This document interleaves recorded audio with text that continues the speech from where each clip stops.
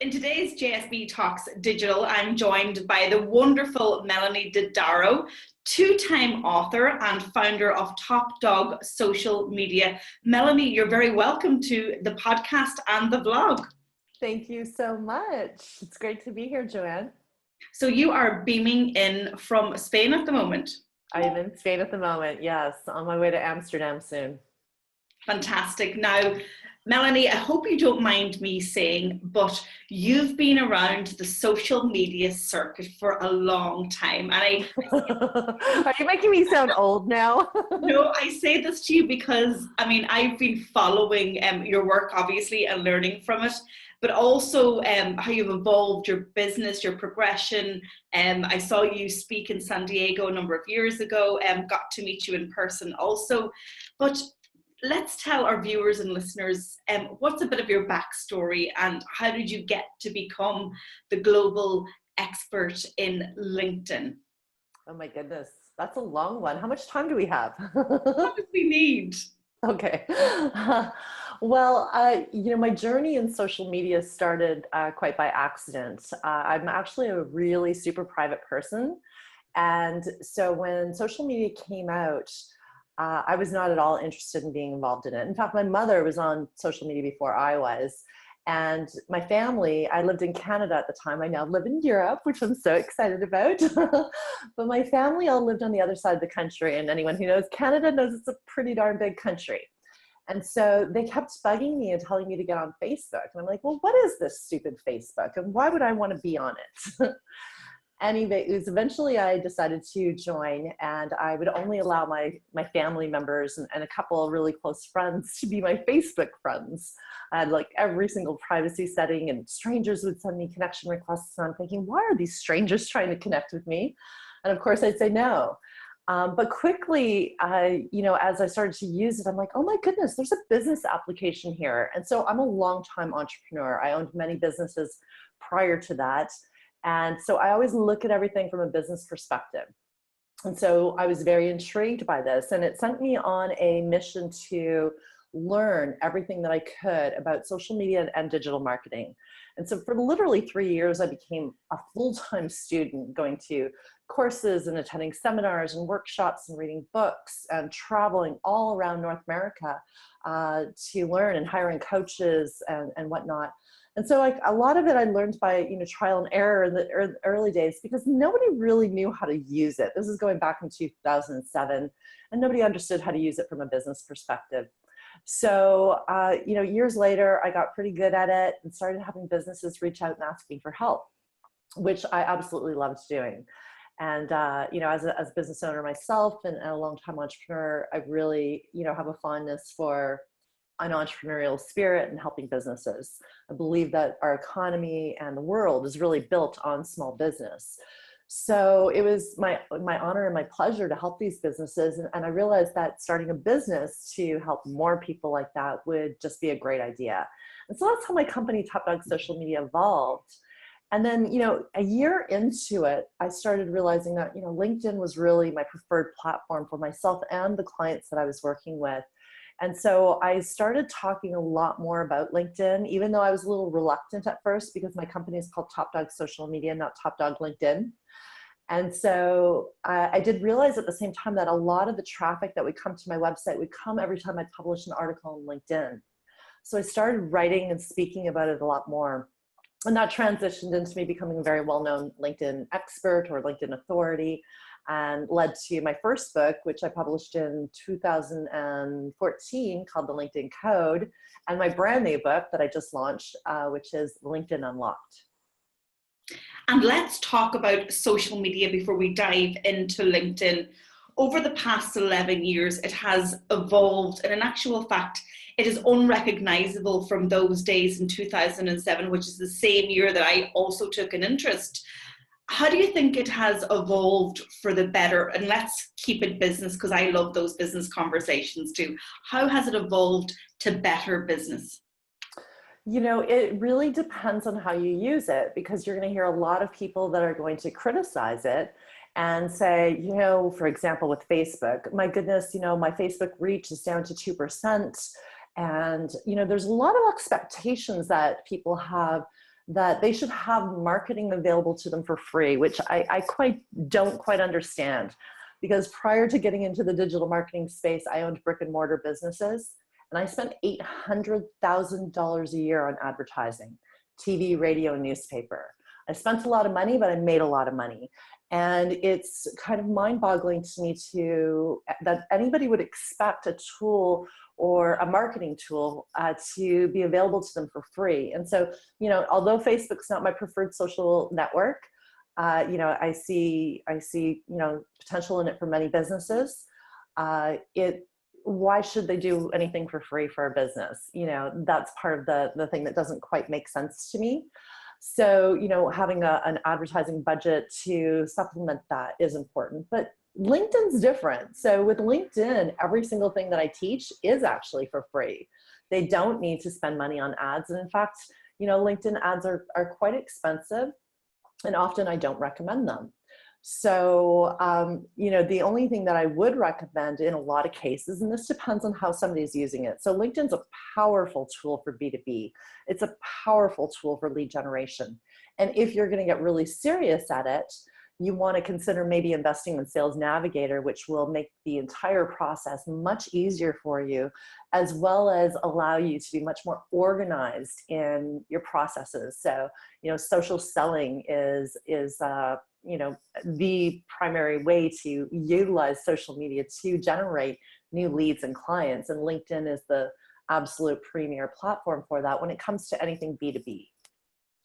So LinkedIn for a long time was known as the social network of recruitment, but it's so much more than that. And Yes. I'm using it actively for about 18 months, and I'm hanging out there every day. And like you said, getting results organically.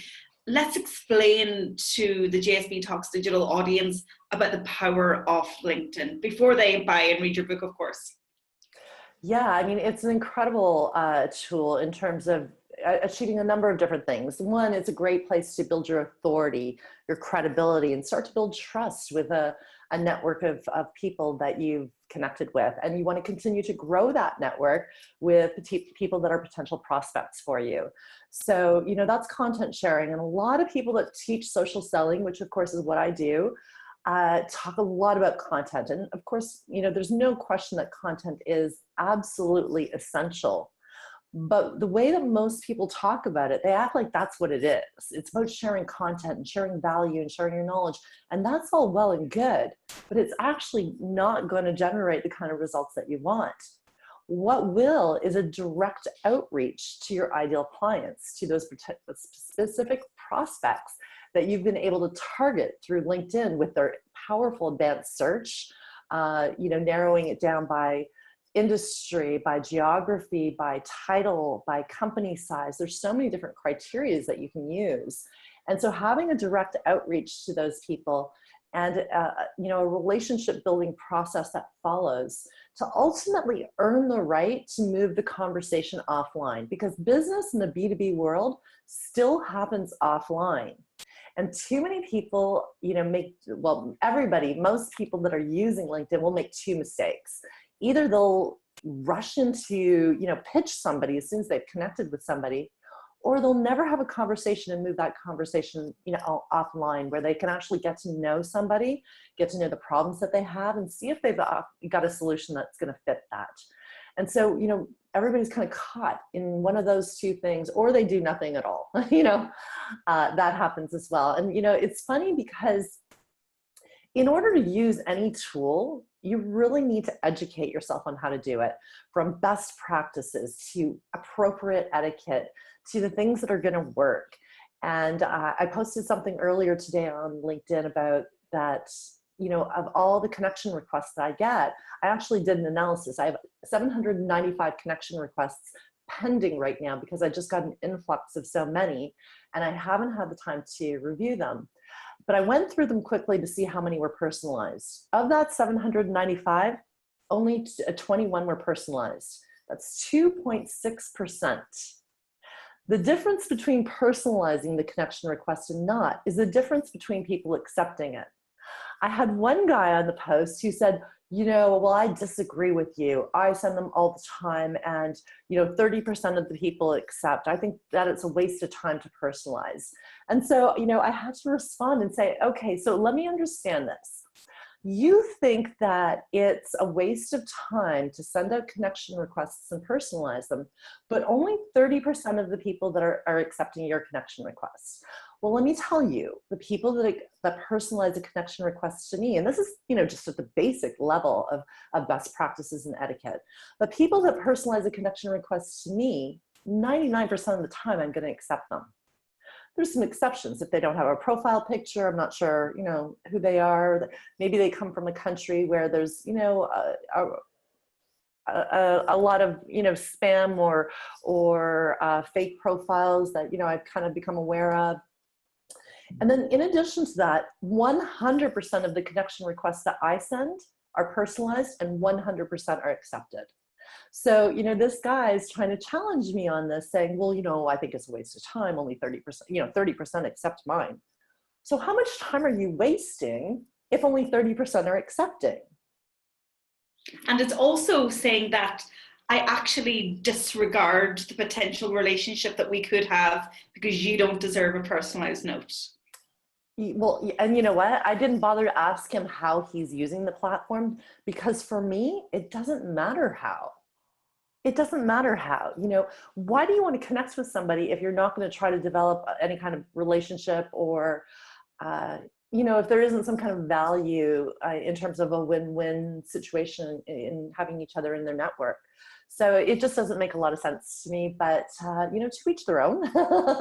I can assure you he's probably not generating any business from LinkedIn. So do you think that there's still a large body of people who are completely obsessed with vanity metrics, and their objective and their measure of success is simply down to number of connections? Yes. And actually, I wrote an article about this recently. It was the LinkedIn SSI score, which is the social selling index. So it's a way that LinkedIn will tell you based on, the actions that you take. So, engaging with people, connecting, growing your network, various things, aspects come into play for this SSI score, social selling index score. And, it is a bit of a vanity metric. There's no question about it, but activity and visibility do usually equal profitability, So there is some things that come into play with that. And then of course there's others that don't. At the end of the day, if you're just collecting connections and you're not ever building relationships, it is absolutely, without a shadow of a doubt, a vanity metric. Let's talk about then your second book, which is just out, hot off the shelves. And I was fortunate enough to have a little bit of a preview, so thank you for that. What can people expect from LinkedIn Unlocked? It's a complete blueprint to how to use LinkedIn. So it helps you understand everything from, start to finish, basically. Understanding how people are, really kind of taking in information, and how businesses and individuals are searching for the solutions to their problems now. And it's very different than how they used to. In the past, people might have opened up a yellow pages to look for a service provider for something. Now they're doing research online, and you want to be part of that research. You want them to discover you in that buyer's journey. And so, in order to do that, you really need to know who your ideal clients are, the specific problems that they have. And then you need to have a LinkedIn profile that really speaks to that of course positions your credibility and your authority on your topic, but really more so is client focused and is compelling to them in terms of how you can help them solve the problems that they have. And then of course I talk about LinkedIn best practices and etiquette. And then the juicy part, the most important part, which is how to find leads and prospects on LinkedIn. And once you've found them, exactly what to do to connect with them and to move that conversation forward, start to establish some rapport, start to build a relationship, and earn enough trust to be able to comfortably move that conversation offline, where they're willing to actually move that conversation offline. Again, so many people go into the pitch, turn people off right in the beginning, and they never get there. And so, there's a number of things that are important along the way, and that's, elevating your authority, your credibility, and your trust. And this does come into play with, content and engaging with people. And the biggest thing I think of all is to really have what I call like a social selling playbook. So you want to have a list of specific activities that you do on a daily and weekly basis. And these are the activities that are going to be the highest leveraging. So there's a ton of things that I could tell people to do on social media or even on LinkedIn, and many of them aren't going to generate results for them. Sometimes if you're a large brand or company, you need to do those things whether or not they generate an increase in your bottom line. But for small businesses, they've got limited time. So I really focus on what are the things that you can do to add more business, to add a predictable stream of leads and clients into your business month after month. And those are the things that I focus on. So again, I've been fortunate enough to work with you, and you provided me with a blueprint to help me in my new direction in my business. And I expect that the book is going to emulate your practical approach in business and how you deal on a one-to-one basis with clients. Is this essentially a how-to guide? It absolutely is. Yeah, there's no question about it. It takes you through all the different aspects of, what you need to know on LinkedIn to be successful, to, turn it into a tool that can provide ongoing leads. So when it comes to Facebook, we have our business page, we have our personal profile. On LinkedIn, we have our personal profile and a company page. What are your views around, driving the company page versus driving the personal brand of You for Leads? That's a great question, Joanne. And there's never a time when that question doesn't get asked. So, if you're going to run ads on LinkedIn, you absolutely need to have a company page. If you've got a business, you should have a company page, because otherwise, on your profile, you'll have that little gray box next to the experience section instead of the logo. Because if you've got a company page, it'll connect directly to that page and it'll display your logo. So it looks more professional. But at the end of the day, people deal with people. People connect with people, not logos. And so company pages rarely get any traction unless they're spending money on sponsored posts, unless they're doing some advertising. And at the end of the day, business happens no matter who you're selling to, whether it's a small business or a large business, you're always selling to a person. And so it's that one-on-one connection, those one-on-one relationships, that person to person that you can do with a LinkedIn profile. And that's where the magic is. So little action happens on the company page. And in fact, I'm almost embarrassed by my company page. If you go take a look at it, probably the last time I posted on it was a month ago. I'm very inconsistent with it because it doesn't serve me. And at the end of the day, I'm just so laser focused on what produces results. And anything that doesn't, it just doesn't warrant my time. At the outset of the interview, you mentioned that when LinkedIn sparked your interest, it was because that the articles that you published or the discoverability on the search engines all started on LinkedIn by publishing your articles there. So what advice would you give to us that are creating content, we're publishing on our own website? Where does LinkedIn play a role in publishing articles? How do we go about it? Yeah, that's a great question. In fact, just to elaborate on that, I actually didn't publish articles back then on LinkedIn. On LinkedIn, the platform, I published them on my blog because LinkedIn Publisher didn't exist back then. That's come along since then. And it was just through publishing on my blog that I watched my Google Analytics major spikes when I wrote about LinkedIn versus when I wrote about other topics. So, but LinkedIn now offers, a publishing platform where you can share content on it. And it's a wonderful opportunity to share it because it lives right in your profile. And if somebody's interested in learning more about you, they can actually go right into your articles and start to read some of your content. But here's the best part about LinkedIn Publisher is you can share the content on your own blog and then you can repurpose it on LinkedIn Publisher. And LinkedIn Publisher, the articles that you publish there get indexed by Google. And LinkedIn's website is by far more powerful than yours, by far more powerful than mine. It's one of the top ranking websites on the planet. And it gets extremely powerful Google indexing because of that. So you could publish the same article on LinkedIn as you do on your blog posts. And yet, if you've optimized it properly, that article could show up in the top of the search results in Google. Let's talk about video, because who's not talking about video when it comes to social? And I think we were all very excited when LinkedIn introduced native video to the platform this year. Yes. How do you think people are doing with it? Are they doing well? Are the standards good enough? What's your own expectation of what you'd like to see on LinkedIn from users?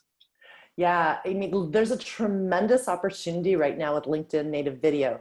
Think back to, when Facebook native video started and how powerful that was.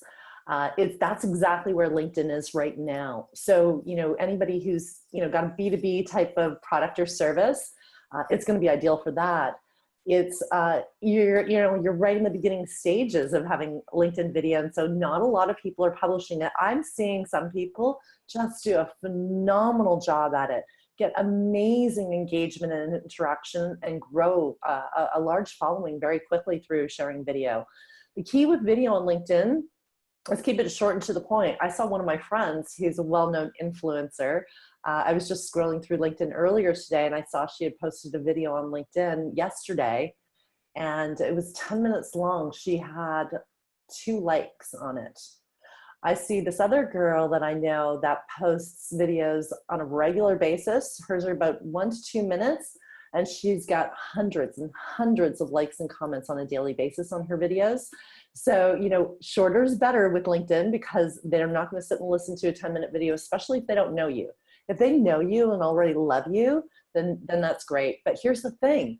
When your your first degree network, so these are the people that you're directly connected to on LinkedIn, when they engage with your content, their connections can see it, which means your second level network can see it. So every single time somebody's engaging with your content, you are exponentially increasing your reach and that ability to get that message out to other people. So keeping in mind that many of the people that are going to be seeing your video don't know you right now. And if they don't know you, chances are if they see a video is 10 minutes, they're not going to pay attention to it.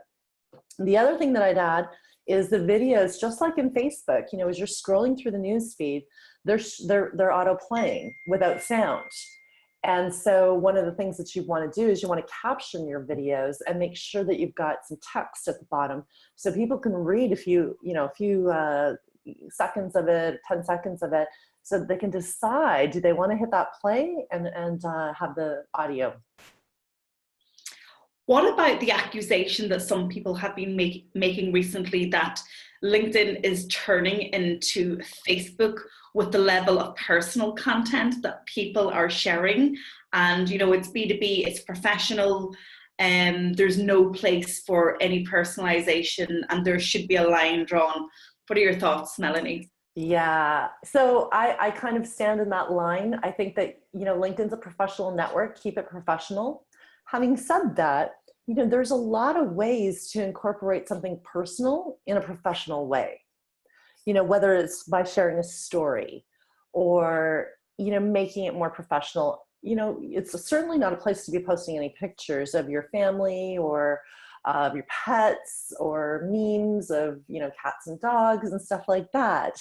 And, people that do that will quickly find that they're, not getting a lot of traction. So definitely keep it professional. There's no need. That's what Facebook's for. That's what Instagram's for. We've got those platforms to do those things. Keep LinkedIn professional. This is your professional presence. This is your professional brand. So keep it professional. And that doesn't mean, I don't mean to say don't ever post anything personal in nature. It just depends on the context. And I think you kind of, what I mean by that, don't you, Joanne? Absolutely. Yeah. I think instinctively we all know that, but sometimes we just need to hear it from somebody else to remind us. Yeah. So Melonie, you've been kind of, locked in preparation for... I have been locked in with LinkedIn Unlocked. It's been a massive task. Share with us some of the reality of writing, launching and promoting a book. It is a lot of work. Oh my goodness. When I wrote my last book in 2014, I said, I will never, ever write a book again because it's so much work. It takes so much energy and time. And literally, you know, I haven't been able to take on any new clients for the last month. So anything that's coming to me, I'm like, you know, I'm sorry, this month I'm not available. Because it just consumes so much energy. And, you know, there's a lot of people out there that have the desire to write a book. And, you know, I think it's a fabulous thing to do. It's great. It's the ability to share your knowledge with people at such a low price. And this is one of the reasons I was inspired to write a book in the first place. You know, not everybody can afford to work with me one-on-one and, you know, afford my done-for-you services. So, you know, this gives me the opportunity to help people in the masses. So a lot more people and share that message. So it's an amazing feeling to be able to produce something like that and be able to share that and help so many people. But there is a lot of work. And so for those who, you know, aren't willing to do all the work, if you're not going to, you know, spend as much time marketing your book, creating all the marketing as you do writing the book, nobody's going to get the chance to read it. And so, you know, everybody thinks, oh, okay, you know, writing a book, once I've got that, I'm just going to publish it. Well, there's a lot more that goes into it. And so, you know, I've been creating, you know, hundreds of graphics for it and infographics and blog posts for, you know, friends of mine that are social media influencers to post on their blogs, and doing interviews like this one and many others and videos. And, you know, there's just a lot of moving pieces, web pages. And I created a whole bunch of bonuses for the book launch, which are still available, of course. And so, you know, these are all a lot of work to make it successful. You know what? If my listeners and including myself in this, you know, don't invest in anything else this year, then I would say invest in this book, explore LinkedIn, explore its potential. We're all in business, we're all professionals, and that's where we should be making our mark. Melonie, thank you so much for joining me, but tell everybody where they can get their hands on your book.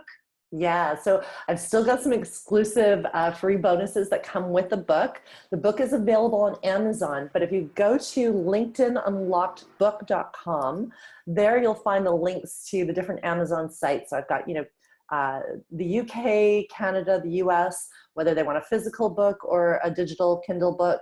So all the links are there. And then basically after you buy that book on Amazon, just go back to that page and you can claim those exclusive bonuses that are available for the launch. So you just add your name and your email, as well as the Amazon receipt number, and you can download those free bonuses as well. So that's wow. LinkedInunlockedbook.com. What a few extra great ideas at the end there to promote your book. I love it. Yeah, absolutely. Well, you know, it's those kind of things inspire people to take action. And I wrote this book so that people would take action, so that this book would change people's lives and businesses. And, you know, one of the things, thank you for saying that if there was one investment that you should make this year to invest in my book, I appreciate you saying that. You know, I agree with that because LinkedIn is so much more powerful than people realize. And 80% of B2B leads come from, from social media come from LinkedIn. So that's 80% of the leads that are coming in through social media are coming in through LinkedIn. But here's the interesting thing about that. Most people use LinkedIn so poorly. And so imagine what that number could be if you actually used it properly and you used it effectively and efficiently. Melonie, amazing. Thank you so much for joining me on JSB Talks Digital. I already have my copy, but I'm going to buy some more copies as gifts and giveaways for my own clients. So best of luck, continued success, and have a great day in sunny Spain. Thank you. Thank you so much, Joanne.